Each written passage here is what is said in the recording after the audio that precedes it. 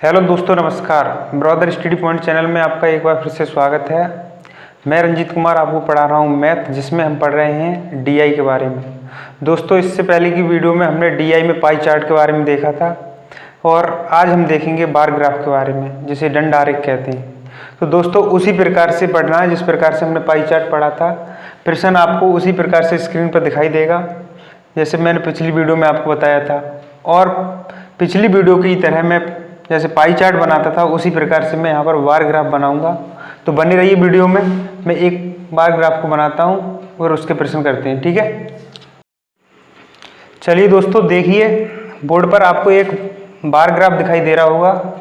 इसको भली भांति पढ़िए और इससे रिलेटिव जो प्रश्न है उनको उत्तर देने। तो उत्तर देने से पहले मैं थोड़ा इसके बारे में बता दूँ आपको, ये है क्या।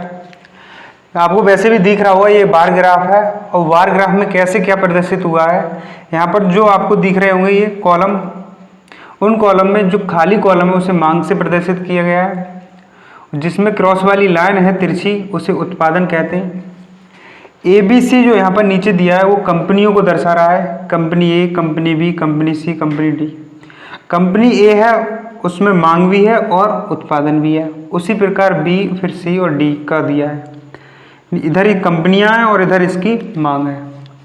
तो ये दोस्तों, ये क्या है आपके सामने, एक बार ग्राफ है। इसको भली भांति पढ़िए और इससे रिलेटिव जितने भी प्रश्न हैं उनके उत्तर देने। तो मैं इसी बार ग्राफ का पहला प्रश्न स्क्रीन पर लेता हूँ, इसे देखिए आप और उसे देखकर उसका उत्तर बताइए, ठीक है। तो पहला प्रश्न दोस्तों क्या है कि उत्पादन से अधिक मांग वाली कंपनियों की संख्या तथा मांग से अधिक उत्पादन वाली कंपनियों की संख्या में क्या अनुपात है। तो देख लो, प्रश्न आपने देख लिया होगा। इसे कैसे हल करेंगे वो मैं देखो यहाँ कराता हूँ। उत्पादन से अधिक मांग यानी उत्पादन से अधिक मांग यानी उत्पादन कम हो और मांग अधिक हो। तो दोस्तों मैं इसे ऐसे लिख सकता हूँ, मांग अधिक हो यानी कि डिमांड अधिक हो और प्रोडक्शन क्या हो, कम। ऐसी कंपनियां ढूंढिए दोस्तों इसमें जिसमें मांग, डी का मतलब क्या है यहाँ पर, मांग, और पी का मतलब क्या है यहाँ पर, उत्पादन।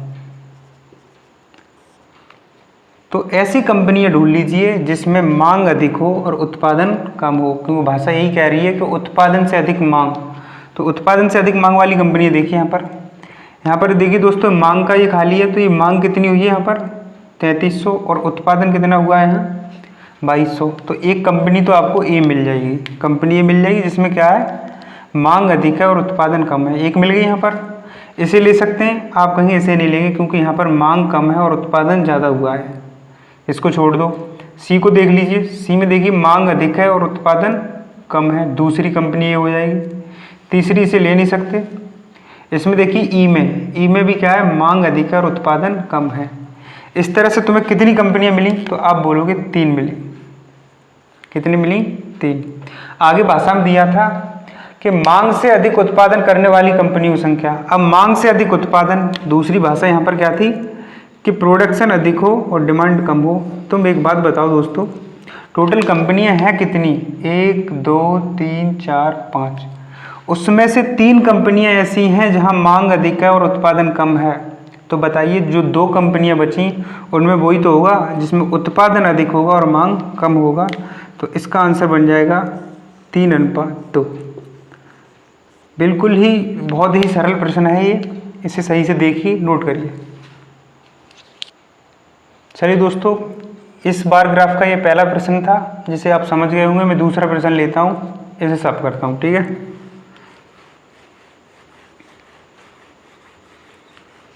दूसरा प्रश्न देखिए आपकी स्क्रीन पर दिखाई दे रहा है कि पांचों कंपनियों को मिलाकर औसत मांग और औसत उत्पादन के बीच कितना अंतर है। इनकी जो 5 कंपनियां दी हैं A B C D E, इनमें आपको क्या करना है, औसत तो मांग निकालनी है और औसत उत्पादन निकालना है। औसत मांग और औसत उत्पादन का आपको अंतर बताना है, ये पूछा है प्रश्न में। तो आप इसे कैसे करेंगे देखिए। एक तरीका दोस्तों ये है कि मैं प्रत्येक कंपनी की मांग को जोड़कर और 5 से भाग दे दूं तो मांग का औसत आ जाएगा। दूसरा तरीका ये है कि मैं ऐसा करूं कि इंडिविजुअल दोनों का लिखकर और उनका अंतर देख लूं और उस अंतर में 5 से भाग दे दूं, फिर भी औसत आ जाएगा। तुम जो करना चाहोगे तो वो ऐसे करोगे कि मांग को जोड़ लो, उसमें 5 से भाग देना तो मांग का औसत आ जाएगा।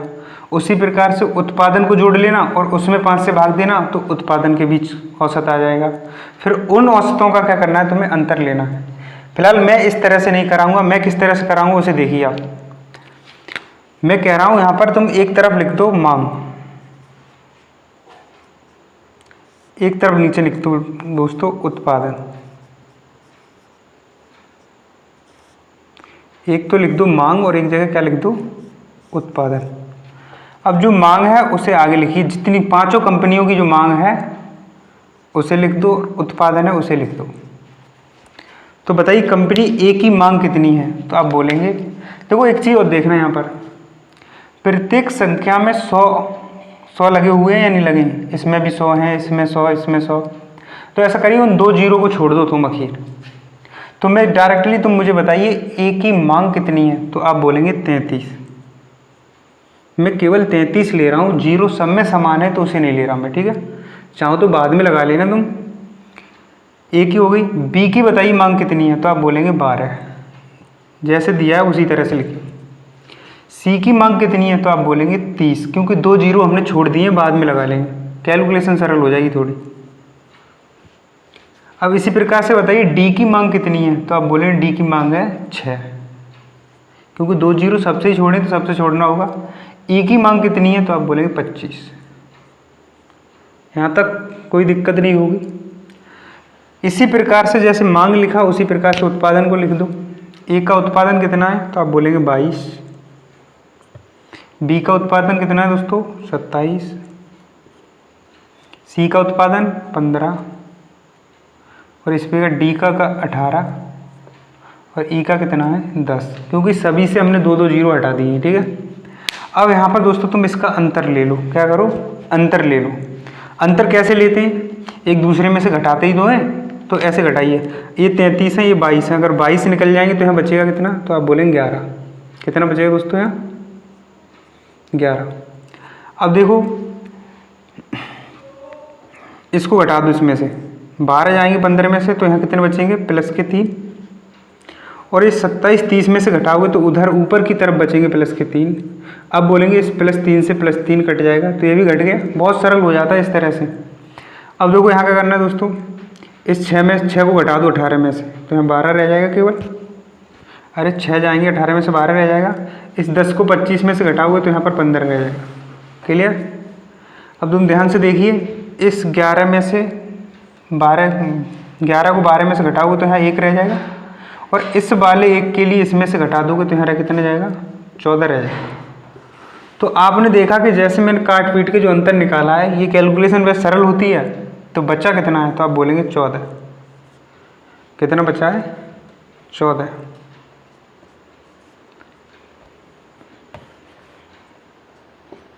बचा है दोस्तों, ठीक है। अब तुम मुझे बताइए, हमसे औसत पूछा था उनके अंतर का, तो अंतर तो 14 आ गया, और हमें औसत निकालना है। तो औसत निकालने के लिए क्या करेंगे, बट्टे में 5 लेंगे। तुम बताइए कितने जीरो छोड़े थे सबसे, तो आप बोलेंगे 2-2, तो 2 और लगा दो यहाँ पर। अब 5 का भाग दे दो इसमें, 5 दूनी 10, 5 अट्ठे 40। दोस्तों उन दोनों कंपनियों की मांग और उत्पादन के औसत का अंतर कितना निकलेगा, 280। फिलहाल आप इसको नोट करिए। चलिए दोस्तों, मैं अगला क्वेश्चन लेने से पहले इसी को एक बार और समझा दूंगा आपको। जब भी आपसे ये पूछा जाए कि कंपनी की औसत मांग और औसत उत्पादन के बीच अंतर क्या होगा, तो वो नेक कैलकुलेशन थोड़ी कॉम्प्लिकेट हो जाएगी, हार्ड हो जाएगी। कैसे, तुम प्रत्येक की मांग को जोड़ोगे, जैसे 3300, फिर 1200, फिर 3000, ये सब जोड़ोगे, फिर उसमें 5 से भाग दोगे। उसी प्रकार से उत्पादन को सब जोड़ोगे, तब उसमें 5 से भाग दोगे, फिर उनके बीच अंतर निकालोगे, तब उसका अंतर 280 आएगा। मैं तुमसे क्या कहना चाह रहा था, मैं कह रहा था एक तरफ मांग लिख दो, एक तरफ उत्पादन। अब तुम्हें लग रहा है कि प्रत्येक में 2-2 जीरो सब में समान है, तो 2-2 जीरो हटा दो सबसे। तो मांग पहले की कितनी, 33, फिर 12, फिर 30, फिर 6 और फिर 25। ये कंपनी ई की है 25। इसी प्रकार से उत्पादन प्रत्येक कंपनी का लिख दो। अंतर कैसे लेंगे, इस 22 को 33 में से घटाओगे तो यहाँ 11 रह जाएगा। फिर मैंने क्या किया था, इस 12 को 15 में से घटा दिया था, तो यहाँ 3 रह गया था। फिर 27 को 30 में से घटा दिया था, तो यहाँ 3 रह गया था, उस 3 से 3 कट गया था। अब मैं 18 में से मैंने 6 घटाए थे तो यहाँ 12 रह गए थे, क्लियर। और फिर मैंने क्या किया था, 25 में से 10 घटा दिए थे तो यहाँ पर रह गए थे 15। जो ये 12 थे वो मैंने 11 में से घटाए थे दोस्तों। अगर ना समझ आए तो वीडियो दोबारा देखना, ठीक है। इसमें से घटाए, यहाँ 1 रह गया, उस 1 को मैंने 15 में से निकाल दिया तो वहाँ 14 रह गए। तो कुल घटाने के बाद अंतर कितना आया था, 14 आया था। बताइए तुमने कितने जीरो छोड़े थे दोस्तों, 2। तो 2 जीरो और लगा दो। और हमसे औसत का अंतर पूछा है, तो औसत कंपनियां हैं कितनी, 5। तो 5 से भाग कर दो तो औसत क्या निकल के आ जाएगा, 280। शायद मुझे लगता है अब ये समझ आ गया होगा। नेक्स्ट क्वेश्चन लेता हूँ इसी बार ग्राफ का, ठीक है। इसे मैं साफ करता हूँ।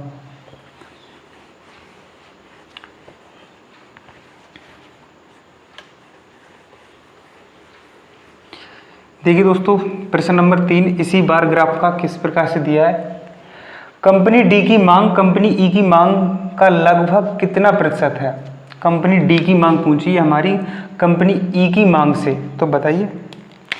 बहुत छोटा सवाल है, देखो कंपनी डी की मांग देख लो।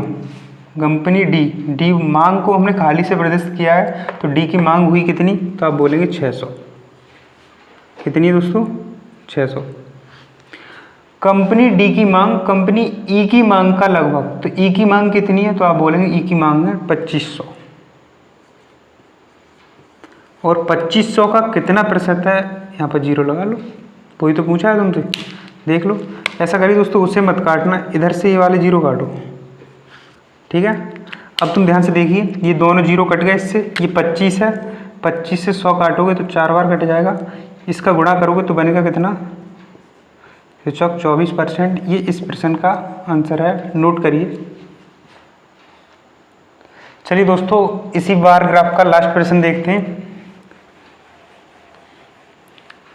देखिए लास्ट प्रश्न किस प्रकार से दिया है कि कंपनी बी तथा डी की औसत मांग और औसत उत्पादन का क्या अनुपात है, बी और डी।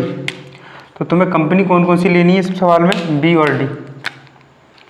बी और डी, इनकी मांग देख लो और उत्पादन देख लो। तुम बताइए कंपनी बी की मांग कितनी है दोस्तों, बी की मांग कितनी है 1200, तो यहाँ लिख दो 1200। बताइए डी की मांग कितनी है, तो आप बोलेंगे 600। बताइए टोटल कितना हो जाएगा, तो आप बोलेंगे 1800। पहले हम टोटल निकाल ले रहे हैं। इसी प्रकार बताइए बी का उत्पादन कितना है, तो आप बोलेंगे बी का उत्पादन है भाई 2700। और डी का उत्पादन कितना है, तो आप बोलेंगे 1800। दोनों को जोड़ेंगे कितना हो जाएगा, 4500। अब हमसे क्या पूछा था इसमें कि कंपनी बी तथा डी की औसत मांग, यानी कि औसत निकालना होगा इसका, और औसत उत्पादन का अनुपात क्या होगा। अब बताओ, जब अनुपात निकालते हैं तो बट्टे में 2 लगाने की कोई ज़रूरत नहीं है, क्योंकि वो भी औसत निकालने पर कट जाएगा। तो सीधा ऐसा करिए, यहीं से निकालिए अनुपात। तो इस 0 से 0 कट जाएगा, इससे कट जाएगा, ठीक है। 9 से काट दो इसे, 9 दूनी 18 और 9 पंजे 45। आंसर होगा दोस्तों, मैं यहाँ लिख दे रहा हूँ 2:5। इस लास्ट प्रश्न का आंसर क्या बनेगा, 2:5। तो दोस्तों देखो, ये पहला बार ग्राफ था आज। अब मैं दूसरा बार ग्राफ लेता हूँ, तब तक बने रही वीडियो में, ठीक है दोस्तों। ये आज बार ग्राफ का पहला प्रश्न था। मुझे लगता है आपको भली बात समझ आया होगा। तो मैं सोचता हूँ आज इसी प्रश्न पर आज वीडियो का एंड करता हूँ और मिलते हैं नेक्स्ट वीडियो में। फिलहाल दोस्तों आपसे रेस्पॉन्स लेना है कि डीआई कैसा पढ़ाया जा रहा है। प्लीज़ कमेंट ऑप्शन में बताएं और वीडियो को लाइक करें, शेयर करें और हमारे चैनल को सब्सक्राइब जरूर करें, ठीक है। Thank you watching.